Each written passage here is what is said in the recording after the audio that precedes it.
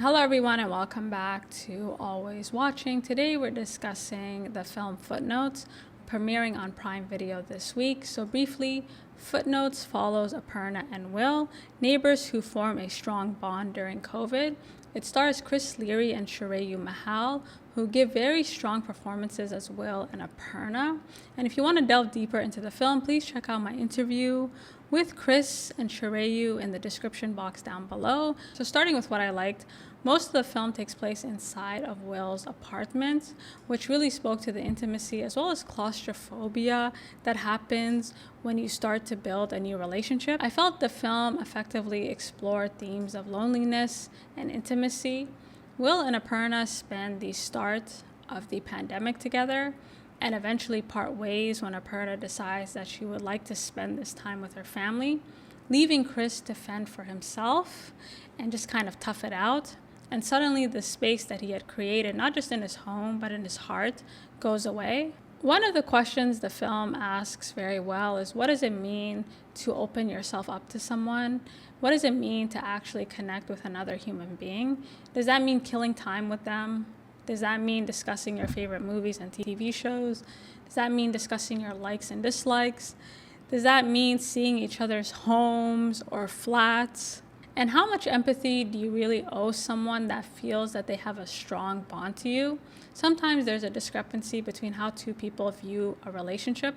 One person may view the bond as much stronger than it actually is. And how long do you actually have to know someone? How much of them do you have to be exposed to before you do owe them an explanation about why you're ending the relationship? Because there's really nothing worse than someone cutting you off or distancing themselves from you without you really understanding or knowing why that's happening, right? By the time you figure out you've been ghosted, it's usually too late.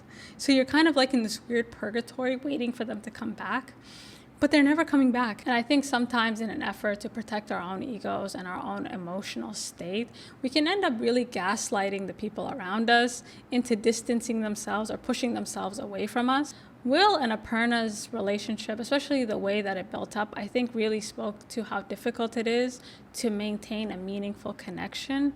Prior to COVID, how many of you actually noticed your neighbors or even made the effort to reach out to that friend or that acquaintance that you love seeing so much? A lot of the reason that Will and Apurna were able to build up their relationship quite naturally is because they had the time.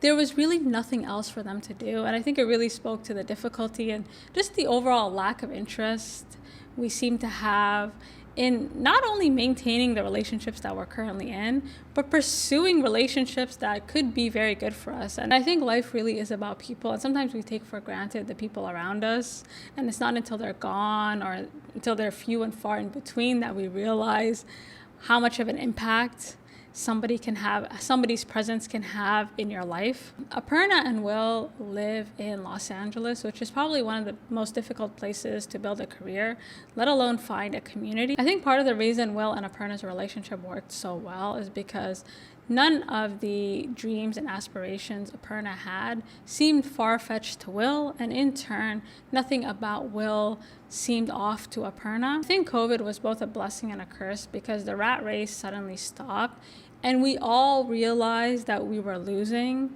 And it took a pandemic for people to realize that maybe money isn't everything. You do have to protect your spiritual, emotional, and mental well-being. And a key part of that is relationships, are the people around you. You could have spent your whole life climbing that corporate ladder, trying to make that little bit more, and just lost it overnight due to a pandemic that literally came out of nowhere. And I think what Apurna and Will's journey really highlights for me is that sometimes in an attempt to settle into a life we think we should have instead of pursuing the life we could have in hopes of stability and predictability, you can actually destabilize and destroy your world completely. Overall, I think this movie's well worth a watch. It's very relatable and it's very timely.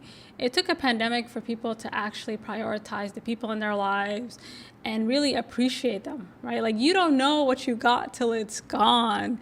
And that's really the moral of the story here. So you guys let me know what you think, and until next time.